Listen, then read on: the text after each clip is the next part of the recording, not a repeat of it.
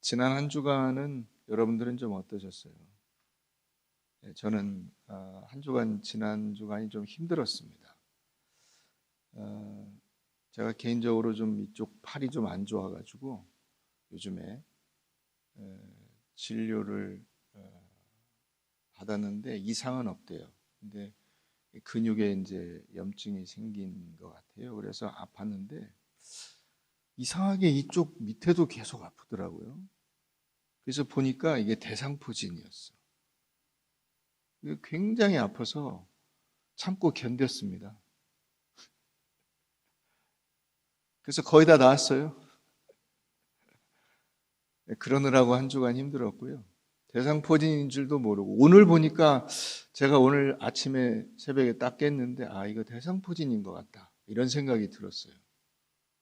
그래서 내일 가보려고 합니다. 근데 거의 다 나았어요. 그런데다가 지난주에 바람이 엄청 불었잖아요. 그래가지고 여러분들 여기 보면은 저 위에 창이 나 있거든요. 그 창 위에 이제 비 새지 않도록 조립식으로 그 판넬을 이렇게 설치를 해놨는데 그게 뭐 하여튼 십몇 년 전에 한 거잖아요. 그동안 이상이 없다가 지난주에 다 날아갔어요. 바람에. 다행인 것은 밑으로 이렇게 떨어지고 했는데 차만 그 밑에 주차되어 있던 차만 좀 부서지고요. 다친 사람이 없어요. 그 맞아서 누가 다쳤어 봐. 꿈과 사랑의 교회에서 날라온 그 낙하물로 누가 다쳤다 이래서 굉장히 교회가 힘들었을 텐데 아무런 그런 불미스러운 일 없이 그냥 그것만 날아가고 끝났어요. 감사하지 않습니까? 무덤도 뭐 이제 뭐 무슨 일이 있어도 뭐 예, 놀라지 않는 믿음이 좋아서 놀라지 않는 거면 괜찮은데 무관심으로 놀라지 않으시면 안 됩니다. 그렇게 한 주간이 지났습니다.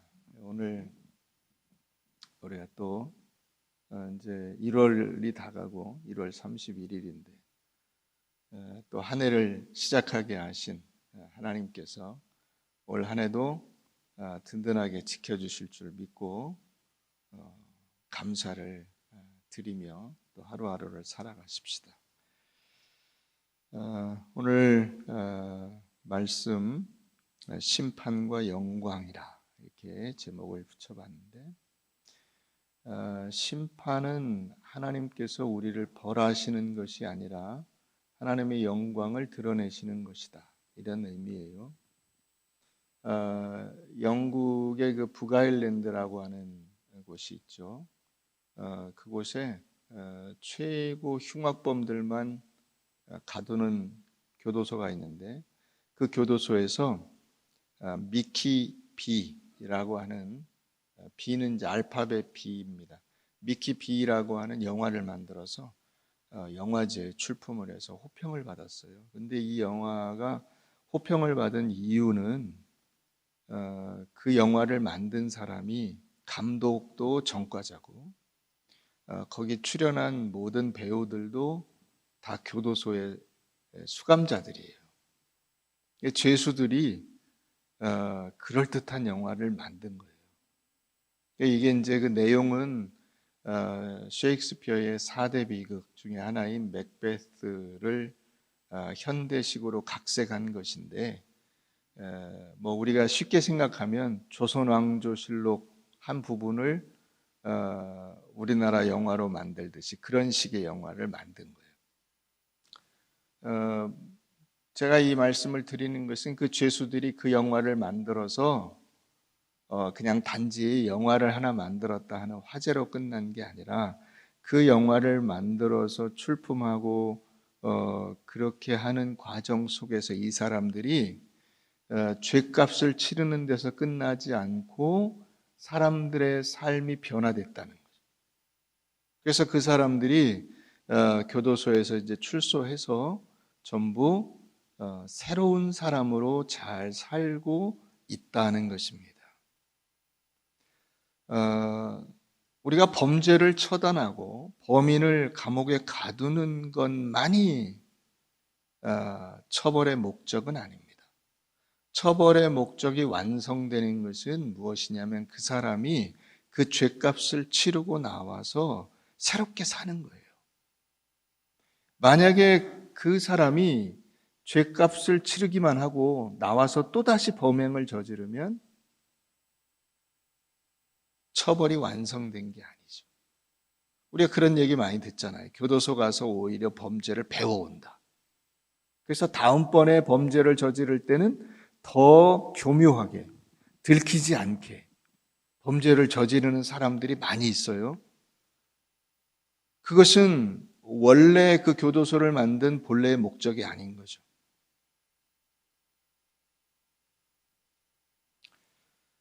하나님의 심판도 마찬가지예요. 하나님의 심판도 단순히 죄에 대해서 형벌을 내리고 그 죄값을 치르게 하는 그 자체의 목적이 있는 것이 아니라 하나님께서 세상을 지으신 목적, 하나님께서 이 완성하시려는 최종적인 상태에 도달하지 못한 것을 제거하고 그래서 그 사람이 새롭게 살아감으로써 그 죄의 제거 자체로 끝나지 않고 그 모든 과정 속에서 하나님의 영광이 드러나고 하나님께서 세상을 다스리시는 본래의 목적이 완성되게 되는 것, 그게 심판의 목적이에요. 근데 많은 분들이 심판을 이 죄의 단죄, 형벌을 내리는 것으로만 이해하세요. 오늘 말씀에도 보면 얼핏 보면 그런 것처럼 보여요. 4절에 범죄한 천사들을 용서하지 아니하시고 지옥에 던져 이렇게 돼 있죠. 5절에도 보면 옛 세상을 용서하지 아니하시고 노아의 때 수많은 사람들을 심판하셔서 쓸어버리셨다. 이런 내용이에요. 6절에도 보면 소돔과 고모라 성을 멸망시키셨다. 죄값을 치르게 한 거죠. 그 다음에 7절에도 보면 무법한 자들의 음란한 행실에 대해서 하나님께서 그들을 처단하시고 의로운 롯을 건지셨다. 9절에도 보면 경건한 자를 심판해서 건지시고 불의한 자는 형벌 아래 두어서 심판 때까지 그 불의를 행하지 않도록 막으신다. 뭐 이런 내용이 있으니까 심판은 죄에 대해서 벌을 내리시는 거구나. 하나님께서 죄인들을 멸하시고 깨끗한 세상을 만드시는구나. 이렇게 생각을 하는 경향이 많아요. 근데 여러분, 하나님께서 심판을 내리시는 것이 죄에 대한 형벌만이라면 노아를 살려두시지 않으셨겠죠. 그냥 다 쓸어버리고 끝내야죠. 그렇지 않아요? 노아를 살려두신 목적이 뭐죠? 죄를 제거하고 생명의 후손으로 새롭게 시작해 보자는 거 아니에요? 그래서 새로운 언약을 맺으시죠. 그래서 노아의 언약은 보존의 언약이에요. 내가 이제 너의 후손들은 이 물로 이렇게 심판하듯이 다 심판하지 않고 끝까지 남겨놓을 거야 라는 언약을 맺으시죠. 그 언약의 증표가 뭐예요? 무지개. 자, 이와 같은 이야기들은 성경에 늘 가득 차 있어요. 우리 출애굽기 7장을 한번 가보십시다.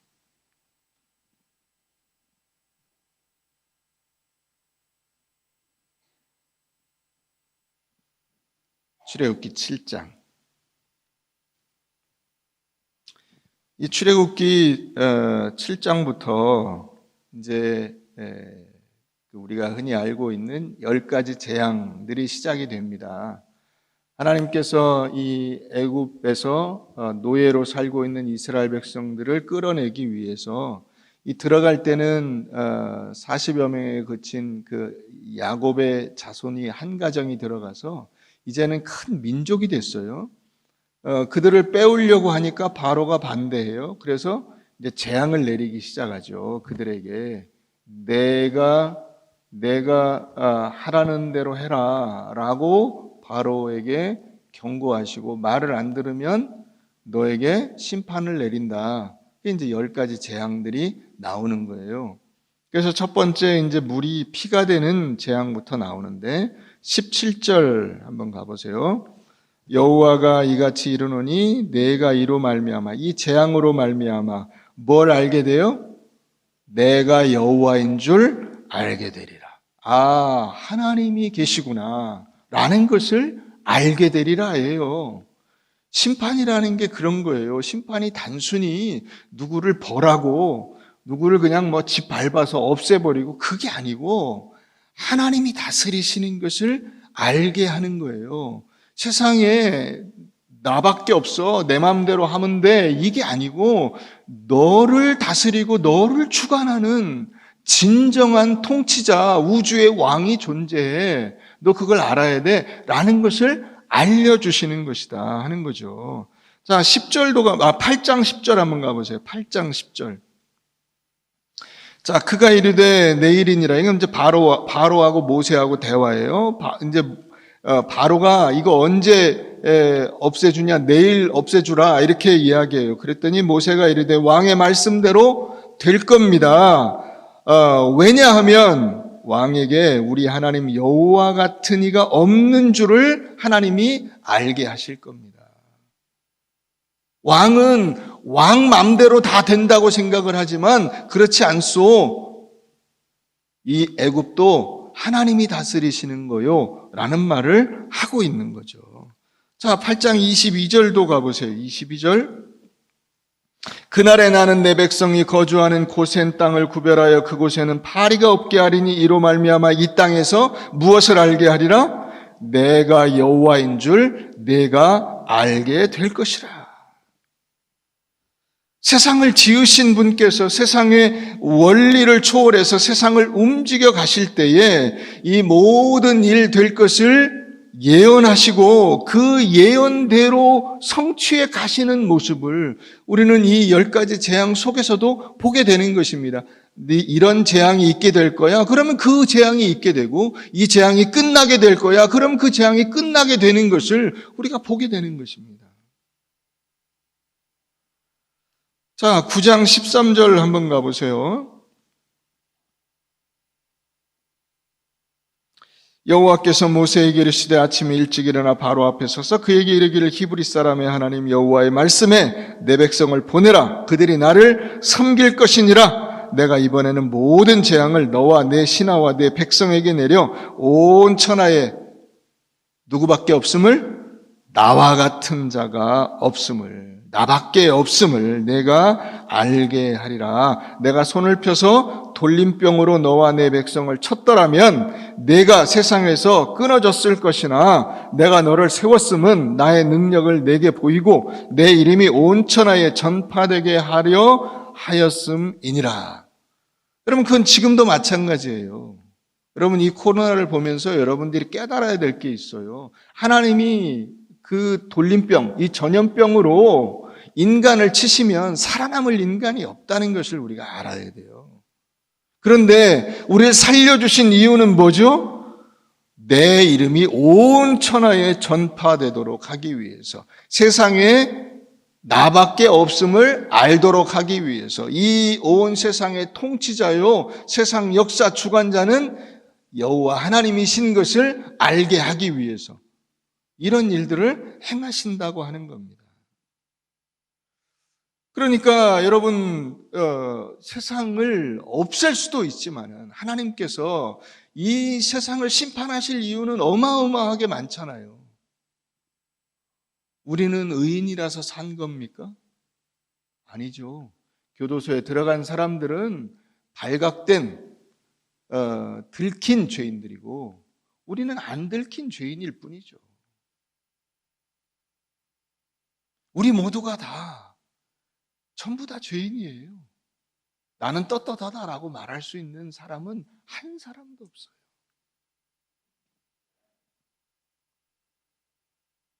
그런데 하나님께서 우리를 벌하지 아니하시는 이유는 처벌이 다는 아니라는 얘기예요. 돌림병으로 쳐서 온 백성과 바로까지 다 없앨 수도 있지만은 그렇게 하지 않으시는 이유는 그 삶을 통해서 하나님이 영광을 받으시기 위해서라는 거예요. 여러분들을 이 코로나 속에서 살려두신 이유는 잘 먹고 잘 살라는 이야기가 아니라 하나님께서 정하신 특별한 목적과 사명과 뜻이 있다는 이야기예요. 이런 때 아멘을 해야 되는데 아멘이 없어요.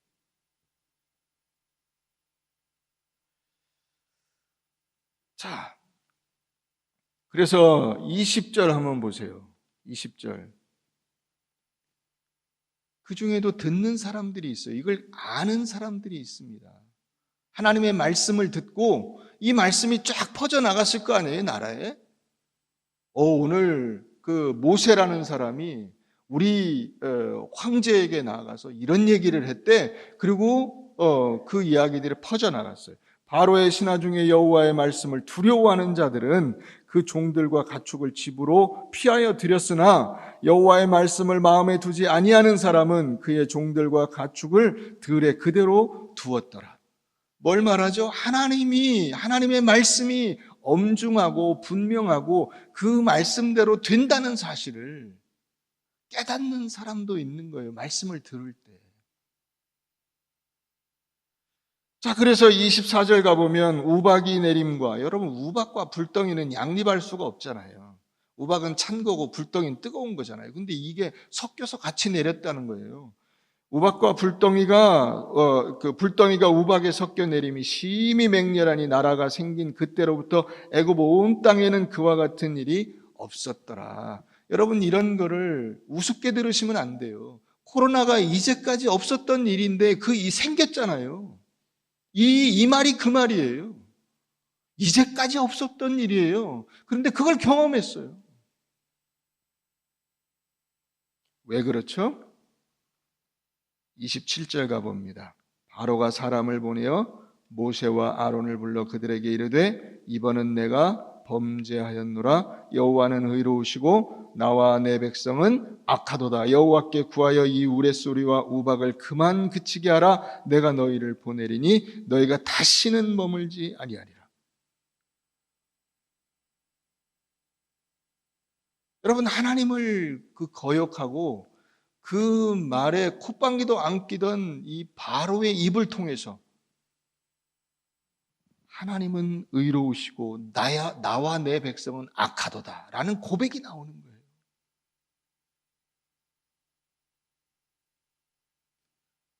그래서 심판이 하나님의 영광인 거예요. 심판은 그 자체로 무언가를 밟고 죽이고 멸망시키고 없애버리는 것이 아니라 그 모든 과정 속에서 하나님만이 신이시고 진정한 통치자이시고 온 세상의 역사의 주관자이시고 여러분들의 삶을 책임져 주시는 분이라는 사실을 가르쳐 주시는 거예요. 그걸 선포하는 겁니다. 자, 그래서 29절 가보면 모세가 뭐라고 하냐? 29절 끝에 세상이 어디에 속해 있어요? 여호와께 속한 줄을 알게 될 것입니다. 세상은 왕의 것이 아닙니다. 세상은 어느 한 개인의 것이 아닙니다. 여러분들의 삶은 여러분들 것이 아닙니다. 하나님의 것인 줄 아셔야 됩니다. 이게 굉장히 중요한 거예요. 내 인생은 내 것이 아니고 내가 내 마음대로 하는 것이 내 인생이 아니라 내 인생은 하나님의 것이다. 하나님께서 내 삶을 주관하신다라는 사실을 우리가 깨달아 알아야 하는 것입니다. 이 출애굽기에 나오는 이 10가지 재앙들은 전부 다 무엇과 관련이 있냐면 애굽 사람들이 섬기는 신과 관련이 있어요. 그것들은 전부 하나하나씩 애굽 사람들의 삶에 굉장히 영향을 끼치는 어떤 것들과 연관이 되어 있고 그래서 그들은 이 나일강이라든가 가축이라든가 이런 것들을 전부 신과 같이 섬겼어요. 그 신 중에 신은 무엇이냐면 바로 바로 왕이에요. 그런데 10번째 재앙이 뭐죠? 바로 왕을 치는 거죠. 바로 왕의 장자로부터 모든 그 백성들의 장자, 짐승들의 첫 것까지도 하나님이 치셔요. 그건 뭐냐면 바로 하나만 치면 그 느낌이 강렬하지가 않아요. 바로가 못 깨달을 가능성이 있어요. 그래서 너와 너의 삶 전체, 다시 말하면 애굽 사람이 신으로 섬기는, 신 중의 신으로 섬기는 너가 그 너의 집과 너의 생명과 그 모든 다스리는 것은 전부 다 누구 거다? 여호와 하나님의 것이다 라는 것을 선포하시는 거예요. 만약에 거기서도 말을 안 들으면 어떻게 될까요? 바로 왕의 생명을 치겠죠. 그러니까 꼼짝 못하고 항복한 거예요. 여러분, 신이 이렇게 무기력한 신이 어디 있어요?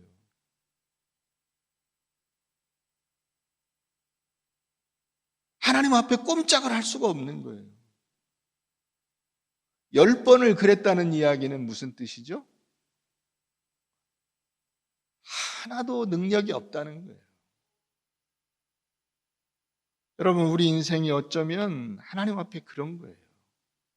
우리 인생은 어릴 때부터 죽을 때까지 우리에게 주권이 있지 않아요. 우리에게 능력이 있지 않아요. 그 모든 능력과 권세와 그 보호하심과 그 하나님의 인도하심이 온전히 하나님께로부터 나오는 것이요, 우리 인생의 삶의 근원이 나에게 있지 않다는 사실을 우리가 알아야 되는 것입니다. 그래서 이 하나님의 영광이 심판의 목적이 되는 것입니다. 그럼 심판은 뭐냐? 심판은 하나님이 인간 세상을 지으시고 인간을 만드시고 그 처음에 설정한 목적을 달성하였는가 하나님이 보시고 거기에서 부족한 거, 불필요한 거, 이런 것을 다 제거하는 것이 심판이에요. 쓸데없는 것을 빼버리는 거예요. 하나님의 뜻에 합당하지 않은 것을 빼버리는 거예요. 그게 심판이에요. 미켈란젤로가 그 다윗상, 나상을 만들었어요. 이제 보신 분들도 계실 거예요. 인터넷 찾아보면 나와요. 다비드상이라고 하는 것이. 미켈란젤로가 이 5m 되는 큰 대리석 돌을 가지고 그걸 깎아서 만들었는데 기가 막혀요. 저는 이제 그 이탈리아에서 그건 보지 못하고 프랑스의 그 루브르 박물관에 있는 걸 봤어요. 루브르 박물관이 뭐 가보신 분들 많이 계시겠지만은 다른 데는 그냥 사람들이 이게 뭐 조금씩 있어요. 그런데 거기에만 사람들이 많아요. 거기에만. 근데 그 대리석으로 다비드상을 딱 만들고 그리고 나서 물은 거예요. 사람들이 어떻게 이렇게 기가 막히게 만들었냐. 미켈란젤로의 대답이 그거였죠. 자기가 머릿속에 그린 그 다비드 상이 있을 거 아니에요. 상의 모습이. 머릿속에 계획이 있을 거 아니에요. 그 계획에 불필요한 거, 필요 없는 것들을 다 깎아냈더니 이게 나왔다. 이렇게 얘기했어요. 하나님이 계획하신 게 있잖아요. 하나님이 계획하신 그 창조의 목적, 우리 인간을, 여러분들 한 사람 한 사람을 향해서 가지고 계신 그 목적, 그 뜻, 그 계획, 섭리, 거기에서 필요 없는 것들, 그것이 설사 적극적으로 악이 아니라 할지라도, 죄를 만들어내는 것이 아니라 할지라도 필요 없는 거, 그걸 다 제거하면 뭐가 나오는 거예요? 여러분들의 완성된 모습이 나오는 거예요.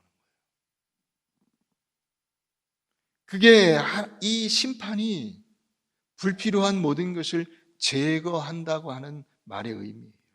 하나님만이 모든 존재하는 것의 유일한 주인이요, 그분의 목적과 뜻에 부합하지 않는 것들은 제거될 수밖에 없는 거예요. 심판은 그런 의미에서의 심판이에요. 누군가를 확 죽이고 벌 준다 이런 뜻으로 여러분들이 이해하시면 안 돼요. 그거는 굉장히 제한적인 의미의 심판이에요. 여러분들이 아이들을 키우면서 아이들에게 체벌을 가할 때가 있어요. 회초리를 때립니다. 회초리 때리고 그걸로 끝나면 안 되죠. 어떻게 해야 되죠? 이걸 맞은 아이가 다음부터는 거기서 커서 더 훌륭하고 멋진 자녀가 되는 데까지 가야죠.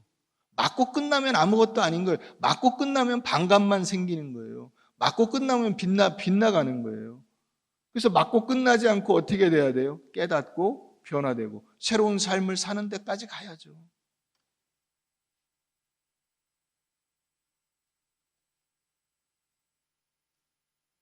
그러니까 개인적인 잘잘못을 넘어서서 역사와 우주를 하나님께서 다스리시는데 그 하나님이 어떻게 이 역사와 우주를 끌고 가시느냐?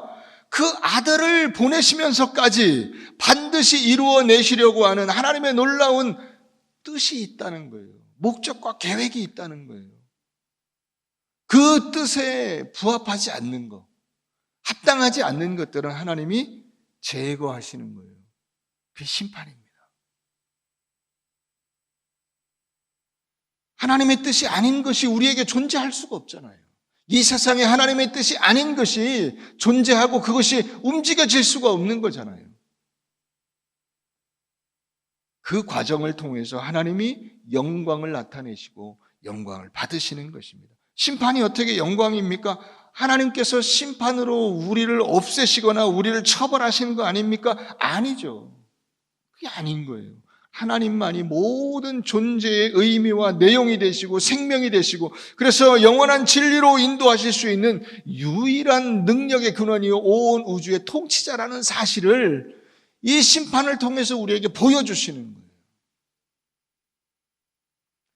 여러분, 그래서 심판은 나를 벌하는 데 목적이 있지 않고 내가 하나님의 뜻대로 살아가는 사람으로 변화되는 데 목적이 있는 거예요.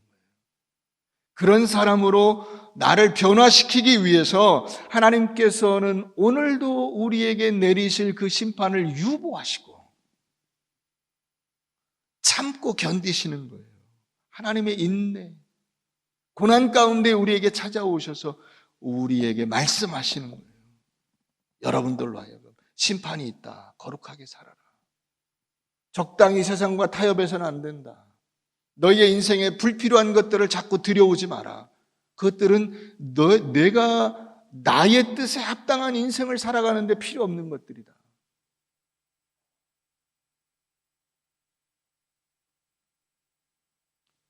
여러분, 영광은 우리가 흔히 오해하고 있는 대표적인 단어 가운데 하나예요. 보통 영광 그러면 뭘 생각하냐면 성공을 생각하시죠. 화려한 성공. 그래서 영광이라고 그것을 사람들이 부르는 경우가 많이 있습니다. 그건 큰 오해입니다. 신앙 안에서 영광은 무엇이냐면 하나님 안에서 우리가 가지는 그분과의 관계에서 오는 거예요. 내가 하나님을 알게 되는 거죠. 근데 내가 찾아가서 알게 됩니까? 아니죠. 하나님이 찾아오셔서 나에게 하나님을 알려주시죠. 그 하나님을 알려주시기 위해서 나를 찾아오실 때 우리가 보게 되는 것이 영광이에요. 그래서 하나님의 영광은 대표적으로 어떻게 나타나느냐? 예수 그리스도를 통해서 나타나는 거예요. 예수님이 이 세상에 오셔서 내가 예수님을 통해서 하나님을 알게 되는 이것이 하나님의 영광이 되는 거예요. 그 하나님의 영광을 여러분들의 가슴 속에 담고 그 영광에 합당한 사람들로 살아가는 거예요. 그 목적을 위해서 심판은 쓰일 수도 있어요.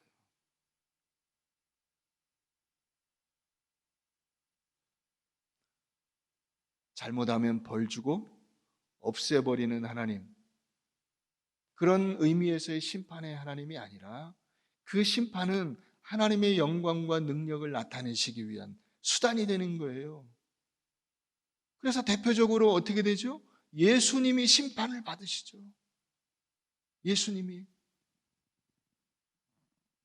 예수님에게 내리는 그 심판은 우리가 받아야 될 심판이었죠.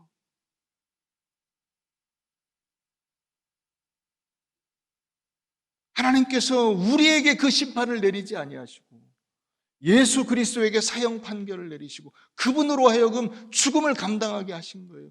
그 예수님이 형벌을 받으신 거잖아요. 그래서 어떻게 됐어요? 우리는 하나님의 영광을 보게 된 거죠. 십자가에서.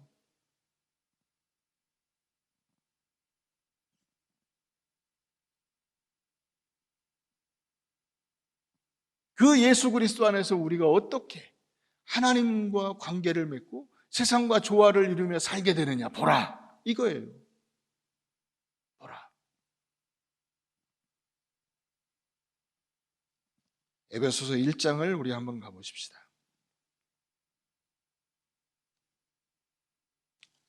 신약 310페이지 에베소서 1장.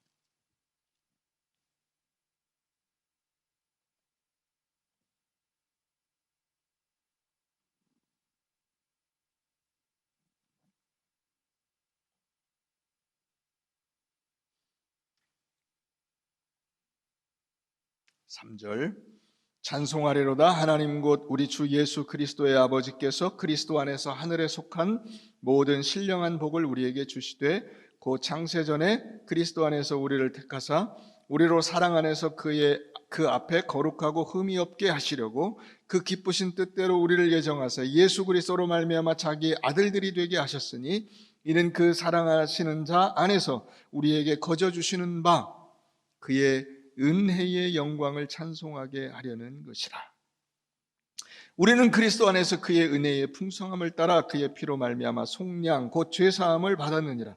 이는 그가 모든 지혜와 총명을 우리에게 넘치게 하사 그의 뜻의 비밀을 우리에게 알리신 것이요 그의 기뻐하심을 따라 그리스도 안에서 때가 찬 경륜을 위하여 예정하신 것이니 하늘에 있는 것이나 땅에 있는 것이 다 그리스도 안에서 통일되게 하려 하심이라. 모든 일을 그의 뜻대로 그 뜻의 결정대로 일하시는 이의 계획을 따라 우리가 예정을 입어 그 안에서 기업이 되었으니 이는 우리가 그리스도 안에서 전부터 바라던 그의 영광의 찬송이 되게 하려 하심이라.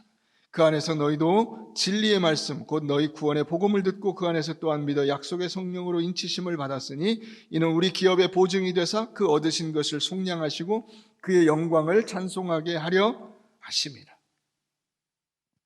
똑같은 얘기가 이 한 대목에서 세 번이나 나옵니다. 6절에 그의 은혜의 영광을 찬송하게 하도록 하기 위해서 우리를 지으셨다. 12절에 우리가 그리스도 안에서 그래서 전부터 바라던 그의 영광의 찬송이 되게 하시려고 하는 거다. 14절에 그래서 마지막 최종적인 상태도 그의 영광을 찬송하게 되는 것이다.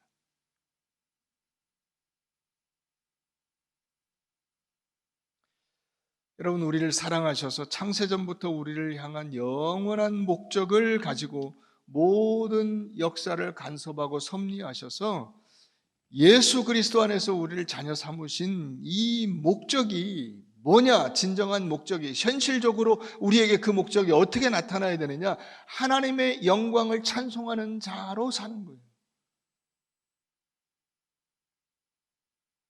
우리는 그런 영광을 전혀 생각지 않고 살죠. 그런 것에 관심이 없죠.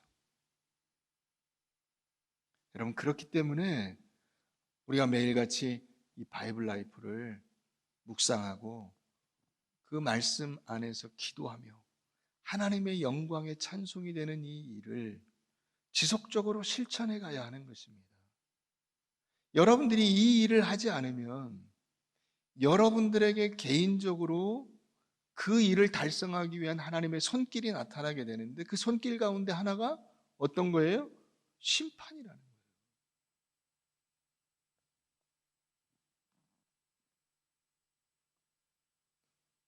자, 우리 로마서 5장도 한번 가보십시다. 로마서 5장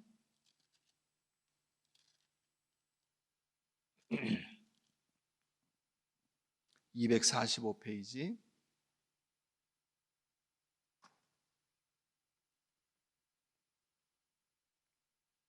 2절 신약 245페이지. 또한 그로 말미암아 우리가 믿음으로 서 있는 이 은혜에 들어감을 얻었으며 하나님의 영광을 바라고 즐거워하느니라. 다만 이뿐 아니라 우리가 환난 중에도 즐거워하나니 이는 환난은 인내를, 인내는 연단을, 연단은 소망을 이루는 줄 알미로다. 우리가 예수 안에서 사는 것은 어떤 삶이냐 그랬을 때 하나님의 영광을 바라보면서 즐거워하는 삶이다. 이렇게 말하고 있어요. 하나님의 영광을 바라보면서 즐거워하는 삶이다. 그런데 즐거워하는 자에게 하나님께서 뭘 주세요? 축복을 주시죠. 그렇지 않죠. 3절에 보니까 뭐가 나와요? 환난이 나와요. 고난이 온다. 그 고난 속에서 인내하게 하시고 그 인내를 통해서 우리가 연단을 받아 좀 더 성장하게 되고 그 성장한 사람이 바라보는 것이 소망이에요. 소망. 하나님의 영광을 바라보는 소망. 그 소망 가운데 살게 되는 거예요. 그래서 다시 2절로 돌아가는 거예요. 또한 그로 말미암아 우리가 믿음으로 서 있는 이 은혜에 들어감을 얻었으며 하나님의 영광을 바라고 즐거워하는 거예요. 그래서 여러분 11절에 보면 똑같은 얘기가 나와요. 그뿐 아니라 이제 우리로 화목하게 하신 우리 주 예수 그리스도로 말미암아 하나님 안에서 또한 즐거워하느니라. 여기 즐거워하다라고 하는 뜻이 어떤 의미냐면요. 이 즐거워하다라는 단어가 목이라는 단어에서 나왔어요. 목. 목을 똑바로 세우고 꼿꼿하게 가슴을 펴고 당당하게 가는 거예요. 왜요? 하나님이 자랑스러워요. 하나님이 자랑스러워. 하나님의 은혜, 하나님의 영광을 바라보기 때문에 그 영광 안에서 우리 안에 담대한 마음이 생기는 거예요. 에이, 이까짓 거 아무것도 아니지. 가슴을 쫙 펴고 환한 웃음으로 우리의 인생을 힘있게 살아가는 거예요. 지난 주간에 제가 힘들었다고 했잖아요. 여러분들은 전혀 모르셨죠. 제 주위에 있는 분들 아무도 몰랐어요. 저희 집사람도 몰랐어요.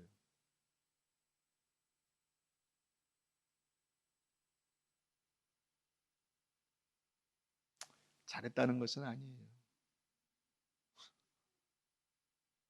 제가 힘들었어요, 사실. 그렇지만 당당하게 사는 거예요. 여러분 다 우리에게 고난이 있어요. 뭐 저도 이제 나이 드니까 뭐 대상포진이 올 수도 있고 여기도 그 의사가 그러더라고요. 이제 목사님 이제 이게 퇴행성이라는 건 뭔 뜻이에요? 나이 들어서 그런 거죠, 그게. 그죠? 이 근육에 이제 조금씩 무슨 석회질 같은 게 생기고 염증이 생기고 그럽니다.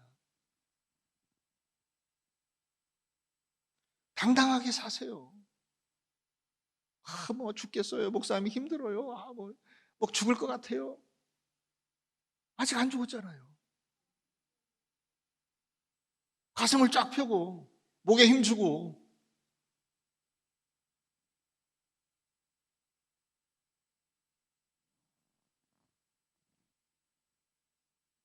하나님께서 우리에게 주시려고 하는 것은 형통함이 아니에요.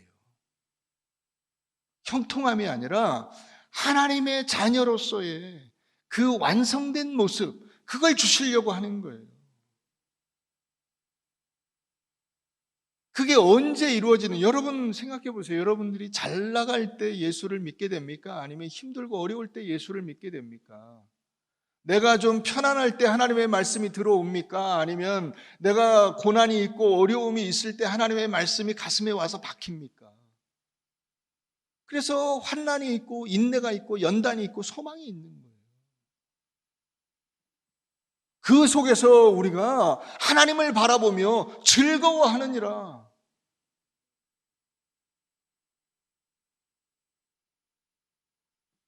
여러분, 하나님을 믿고 신앙의 성숙함으로 가는 길은 늘 자발적으로 가는 길은 아니에요. 우리는 어떻게 보면 늘 끌려다녀요. 가만 내버려 두면요, 여러분 애들 보고 알아서 해라 그러면 애들이 앉아서 공부하지 않아요. 그죠? 뭐 합니까? 게임하고 있거나 친구들하고 놀고 있어요. 그 성적이 떨어지고 여러분들에게 한 대 맞고 그 다음에 눈물 흘리면서 책상에 앉아가지고 끄적끄적 하는 거예요. 어떻게 보면 우리 인생도 그래요. 우리가 편안하고 형통하면 그 속에서 하나님을 찾지 않습니다. 어쩌면 여러분들이 기도하는 기도의 제목들은 대체로 그런 것들이에요. 하나님, 제가 이제 더 이상 하나님께 기도하지 않는 상황을 좀 만들어 주시면 안 됩니까? 제가 이렇게 나와서 눈물을 흘리지 않는 상황을 좀 만들어 주시면 안 됩니까? 이런 거죠.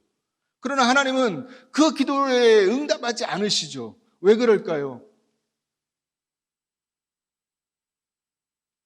여러분들이 그런 것을 감당할 힘이 없기 때문이죠.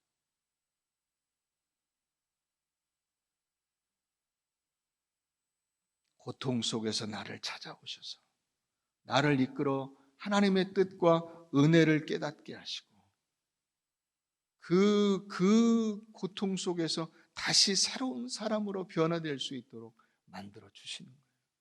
여러분, 그러므로 그 가운데 찾아오신 하나님께 감사하십니까?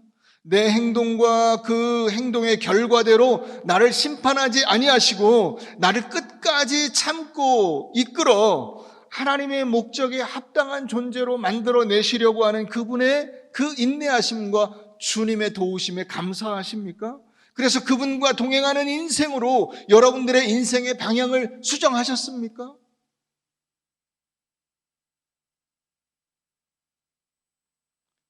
여러분, 우리는 하나님의 능력과 은혜와 복주심으로 만들어지는 존재인 줄로 믿으시기 바랍니다. 하나님이 허락하시는 생명과 은혜 없이는 내가 제대로 만들어질 수가 없어요.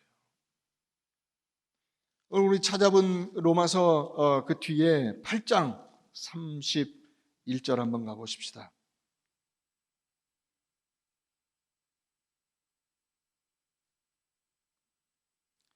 귀한 말씀이 있는데 31절, 8장 31절. 그런즉 이 일에 대하여 우리가 무슨 말하리요? 만일 하나님이 우리를 위하시면 누가 우리를 대적하리요? 자기 아들을 아끼지 아니하시고 우리 모든 사람을 위하여 내주시니가 어찌 그 아들과 함께 모든 것을 우리에게 주시지 아니하겠느냐?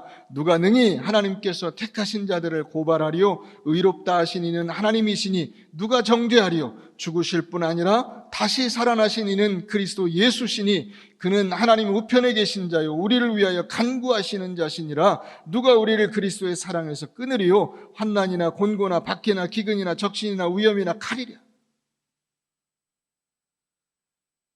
여러분, 하나님의 이 섭리와 공급하심과 책임져 주심이 예수 그리스도 안에서 우리에게 확실히 주어졌다는 사실입니다. 그렇게 하나님의 섭리는 심판을 넘어서, 심판을 지나서 더 멋지고 아름다운 하나님의 자녀로 우리를 세우시는 데 있는 것입니다. 심판은 모든 것의 끝이 아니에요. 심지어는 여러분, 예수님과 함께 그 십자가에 달렸던 두 강도를 보세요. 그렇게 세상의 심판을 받아 죽을 수밖에 없는 그 자리에서조차 그들에게 돌이킬 수 있는 기회가 주어졌다는 사실이에요.